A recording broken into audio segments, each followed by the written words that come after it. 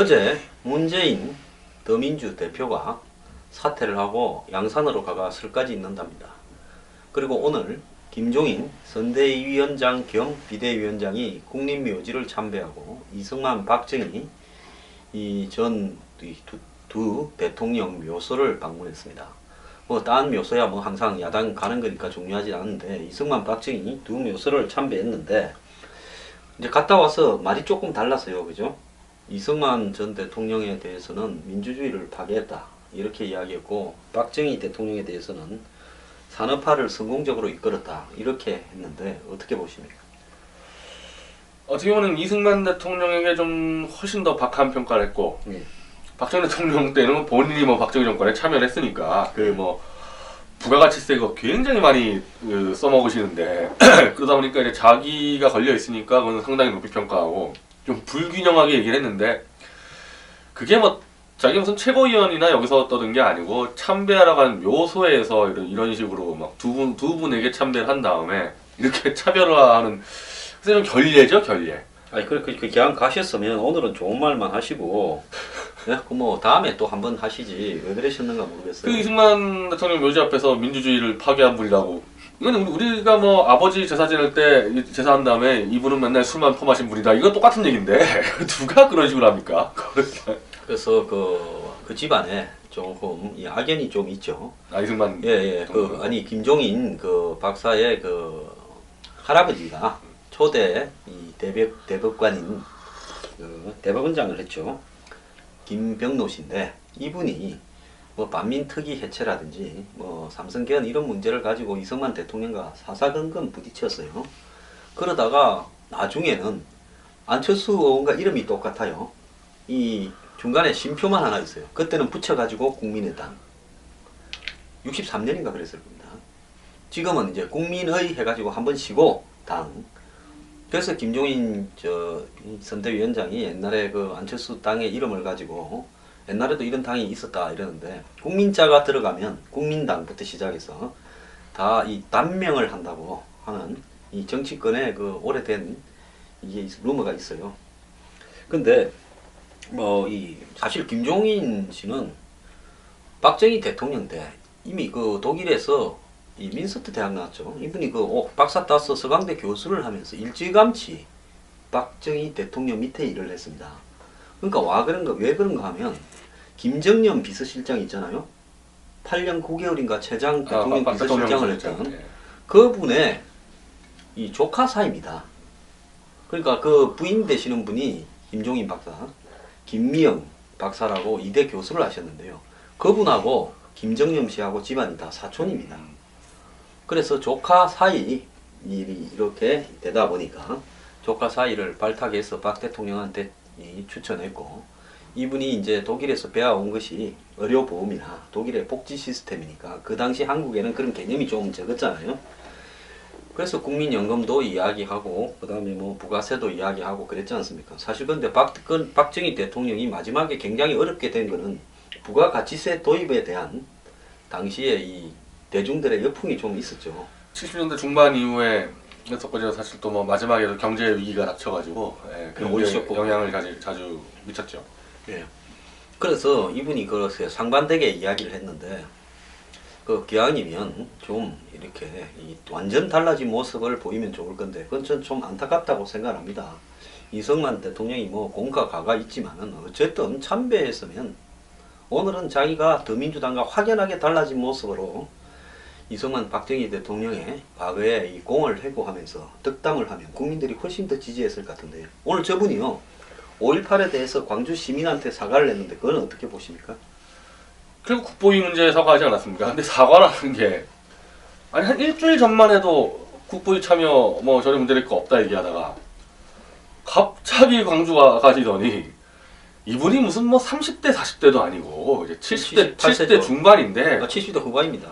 국보위 참여가 80년이니까 도대체 한 40년 전 45년 전 일을 가지고 그걸 일주일 사이에 자기 40년 전의 일을 평가가 뒤바뀐다?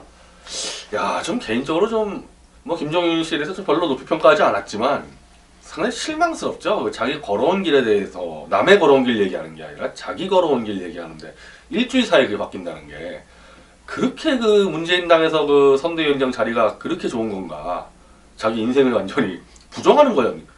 국보위만 참여하고 끝난 게 아니잖아요, 이분이. 국보위 참여하고 어떻게 보면 그 경력으로 민정당에서 비례대표 2번 하지 않았습니까? 2번 했죠. 그리고 민자당에서 또 한 번 했죠. 그러니까 전두환 대통령제 연결되어서 그다음 노태우 대통령까지 왔고 또 이 청와대 경제수석을 했고 보건복지부 장관도 했죠. 그래서 뭐 그 두 정권 때 남들은 평생 누릴 권력을 다 누리신 그럼 분이죠. 국보위 참여하면 안 되고 최소한 전두환 정권에서의 국회의원 2번 한 거 그것도 국민의 표로 들어간 게 아니에요. 그 당시 비례대표야 그냥 전두환 대통령이 찍은 거 아닙니까? 그냥. 네, 뭐 전두환 대통령이 한 잔 드시고 얘 몇 번 올려, 얘 몇 번 내라. 뭐 그렇게 한 그랬죠. 국회의원 2번의 경력도 다 사과해야죠. 국보위만 사과합니까 왜?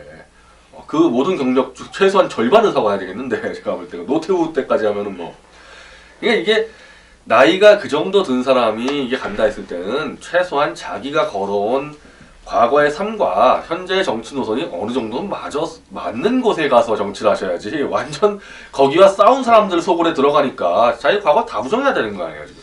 지금 이제 그러면 저분이 자기 고집이나 개성이나 프라이드가 굉장히 센 분인데 오늘도 보니까 사과할 때 말을 좀 더듬더만요. 엄청나게 하기 싫은 일을 했을 거고 아마 인생 처음으로 사과하셨을 것 같아요. 그랬는데 왜 저렇게 사과까지 하면서 들어가서 선대위 비대위를 맡았을까? 저분이 무슨 더민주나 열린우리당이나 친노에 뭐 빚을 졌거나 가까워서 그랬을까? 왜 그랬다고 보십니까? 글쎄요, 뭐 이분이 원래 거기다가 뭐 조순영 씨의 민주당에도 들어와가지고 비례대표 또 한 자리 하시고 그랬는데 글쎄 뭐 더 큰 야심이 있는지 모르겠는데 그래서 지금으로 볼 때는 뭐 본인 국회의원 자리 하나 더 한 번 더 할 정도 뭐 비례대표 또 한 2번 정도 해가지고 그래서 그거 하려고 들어가서 좀 한다. 그래서 이건 좀 더 봐야 될 것 같습니다. 뭐 제가 볼 때 지금 경제적 상황이 굉장히 안 좋거든요. 올해 들어서 지금 안 좋다는 이야기가 거의 대세로 나오고 있지 않습니까? 그러다 보니까 이 경제적 불평등, 경제민주화 이런 부분으로 총선하고 대선이 시작되면 이 젊은 층들을 완전히 선동하고 프로파간다 하는데 김종인 씨가 이 포문을 여는데 최적임이라고 생각을 했을 거예요. 그러니까 친노가 저렇게 제가 어느 TV에 나가서 보고 똑같은 존재다 이랬는데 경우에 따라서는 보고가 굉장히 맛있는 생선이지만 잘못 먹으면 다 죽잖아요. 저런 모험을 했다고 보는데 어제 퇴임한 이 문재인 대표 자 이대로 가면 지금 이 언론계의 대략 예측이 새누리당이 크게 못 이길 것이다. 문재인 대표의 이 더민주당이 110에서 150석까지 갈 가능성이 있다. 또 마지막에는 단일화가 될 거다. 안철수 당은 20에서 한 40석 사이 미만으로 될 거다. 이렇게 지금 예측이 되고 있거든요.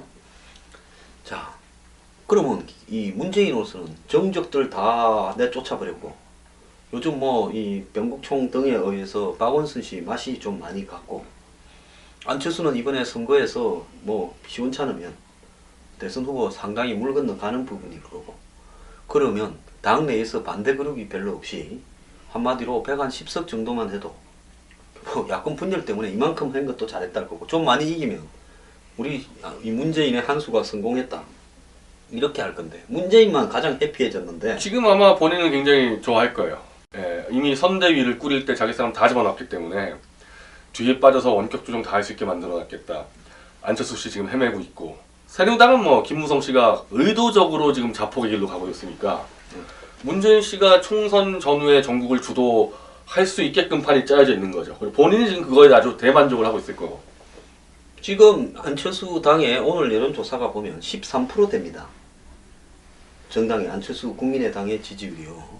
13%대가 나오고 있다는 것은 이미 호남에서는 상당히 격차가 나버리면서 이 추월을 하는 것이 좀 어려워지고 있는 거 아닌가라는 지경까지 가고 있는데요. 이게 다 문재인의 계산된 한 수였겠습니까? 버티면서 탈당을 하게 만들고 탈당을 하니까 영입 이렇게 프레이드를 통해 가지고 쇼잉업을 하고 마지막에 김종인을 박아서 박영선 등의 탈당을 막고 안 그러면 하다 보니까 그렇게 된 것 같습니까? 이거는 뭐 계획이 아니라 해도 대부분 이 친노 패권주의의 환멸을 느끼고 튀어나간 부분이 여러 번 있었거든요. 지난 7년 때도 그 김한길 씨가 해가지고 민주통합당 나왔다가 또 들어가고 그 당시 뭐 하나가 김경재 씨가 또 평민당 만들었다가 또 망하고 한강욱 씨가 정통민주당 만들었다 망하고 그러니까 이게 이미 과거의 경험을 볼 때 튀어나가 봐야 강력히 이른바 보수 세력과의 1대1 구도를 만드는 건 어렵지 않다. 그래서 나갈 테면 나가라고 했던 거 아니야. 그래서 역시 내보내 보니까 현재까지는 문재인 대표의 계획대로 이쪽 지지분을 하고 그럼 결국에는 또 새누당과 1대1 간다 그러면 이제 안철수 당은 완전히 쪼그라드는 거고 뭐 충분히 제1야당은 지킬 수 있다.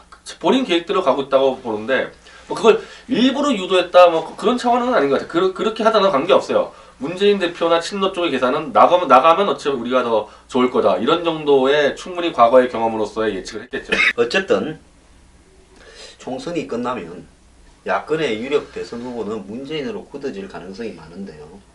지금 김종인 씨하고 문재인 씨 이 두 사람이 적절하게 현재까지는 뭐 조금 참고 뭐 한 개씩 양보하면서 이렇게 왔는데 앞으로 지금 이제 18명인가 나갔어요. 그래 127명에서 18명 나가서 지금 109명 남아 있어요. 그러면 이제 컷오프를 20% 하기로 했으면 한 20명은 잘라야 되는데 이미 18명 나갔기 때문에 자를 거 없다. 김종인 씨는 컷오프를 하겠다. 이러는데 컷오프를 하려고 그러면 지금 안 나간 사람들이 또 쏙 나가버리지 않겠습니까? 그럼 안철수당이 지금 17명인데 3명만 더 가면 교섭단체가 되죠. 이 부분은 어떻게 돼갈 거라고? 제가 볼 때는 더 과감하게 칼질할 것 같아요. 네, 이미 자신감을 가졌기 때문에 어차피 문재인 당이라는 데는 운동권 정당인데 아직 바깥에 많이 남았습니다. 운동권들. 언제든지 네. 비슷한 유행의 인물은 수혈이 가능하다. 더 들어와야 되는데 나가줘서 고맙고 일단. 그럼 남아있는 사람들 사실 운동권 아닌 사람도 있을 거 아닙니까? 네. 별 영향력 없는 사람들. 네. 뭐 가급적 더 많은 교체를 하겠죠. 그래서 그거 운동권으로 채워서 강력한 단일 대우로 만들려고 하겠죠. 예, 후라이 반 양념 반 행태로 뭐 운동권 아닌 사람 비주류도 한 반쯤 치고 운동권 중에 좀 시원찮은 사람 반쯤 치고 이러면 뭐 또 되겠네요. 바깥에 하여튼 많아요. 저긴 예비군이 많기 때문에 넣어줘야 될 사람들이 굉장히 많습니다. 그래서 이번에 참여연대 출신도 들어오고 민변 출신 들어오고 지금 막 들어오고 있는 거 아니에요? 바깥에 네. 운동권들이. 그럼 지금 남아있는 사람들은 뭐하러 챙겨주겠어요? 그리고 나가봐야 저긴 다 죽는다고 지금 계산이 끝났기 때문에 더 나가라고 아마 부추기겠죠. 오늘 뭐 표창원 씨가 무슨 뭐 전체주의 무슨 뭐 히틀러 같은 이런 이야기를 했던데요. 뭐 박근혜 대통령의 뭐 권력자 발언에 대해서 이제 부산에 가서 뭐 세게 깐 모양이에요. 표창원 씨가 지금 선대위원 비대위원을 겸하고 있어가 야권에 한 소열 3, 4위쯤 되는 실세로 부각되는데. 아니 뭐 스피커 역할을 하고 있고 근데 저 정당은 아주 정확히 이 보상 시스템이 돼 있는 데 아니에요. 누구 저격해 나가 그러면 저격하러 나가는 거에 대해서 아주 정확히 보상을 해주거든요. 예, 그렇군요. 지금 보니까 권은희 과장, 예? 수서경찰서 수사과장 정확하게 보상해서 배지 달아줬죠. 또 뭐 표창원 씨 보상해줬죠. 이철희 씨 또 지금 보상을 해줬죠. 그 보상이 정확하네요. 그래, 예, 그리고 뭐 세월호 선동했던 저 민변의 박주민 변호사 같은 경우도 뭐 하여튼 바깥에서 싸운 사람들에 대한 보상 체계가 잘 돼 있어가지고 예를 들면 표창원 씨 같은 경우는 이른바 저격을 하라고 불렀기 때문에 열심히 저격을 해서 이제 보상을 받아야 되겠죠. 우리는 보상도 안 받고 우리는 우리 위해서 이렇게 이제 저격을 하게 되면 이제 끝나는 거죠. 예. 적에 대해서 저격하러 들어가는 순간에 이제 이 제도권은 포기하고 가서 싸워야 돼요. 그러니까 우리는 그냥 싸움 딸구로 이렇게 지부돼서 뭐 무식한 거구 이렇게 보이는데 뭐 벤 대표하고 저하고 그리 무식하지는 않습니다. 그러니까 그거 보수 쪽에서는 그거는 이제 제끼고 가야 돼요. 이 적과 싸우러 나간다고 했을 때는 일단 그거는 다 머릿속에서 지우고 나가야지. 야 여기서 내가 열심히 하니까 보상이 들어오겠다. 그런 시스템도 없을 뿐더러 오히려 점점 더 멀어지기 때문에 그거는. 그래서 보수에 싸운 사람들은 뭐 그런 거는 계산 안 하고 싸웁니다. 예, 그동안에 아스팔트 보수하시면서 그래도 이번에 보상을 받으려고 혹시 생각하시는 분들은 제 방송을 보면서요 마음을 비우시고 막 그냥 아스팔트에서 열심히 같이 사시는 게 좋을 것 같습니다. 아니 그건 뭐 십몇 년 동안에 다 경험이 있어가지고 이미 이제 그 부분에 대해서는 이미 다 우리 쪽에서는 계산 끝났고 그러니까 어떻게 보면 진성만 남아 있는 거죠. 자, 뭐 그러면 지금 이제 마지막으로 하나 여쭙겠는데요. 이 문재인 대표와 김종인 씨의 싸움이 한 벌어질 것 같습니까? 안 벌어질 것 같습니까? 그거는 지금처럼 이렇게 안철수 당이 지지부진하고 문재인 당이 계속 이렇게 상승세를 유지하는 한에는 싸움이 없을 텐데 아직 많이 남았거든요. 총선 때까지. 어떤 사태가 벌어질지 모르는데 이 두 분 다 본인 책임을 인정 안 하는 스타일이기 때문에 대부분 친노는 원래부터 남 탓하는 스타일이고 김종인 씨 같은 경우도 늘 남 탓해오는 사람이니까 뭔가 한두 번은 위기 걸릴 거 아니에요. 그때 분명히 이제 균열 나죠. 예, 그대로 가기 쉽지 않죠. 뭐 김종인 그 선대위원 비대위원장이 비례대표로 갈 거라는 거는 변 대표하고 저하고 똑같은 생각입니다. 예, 감사합니다.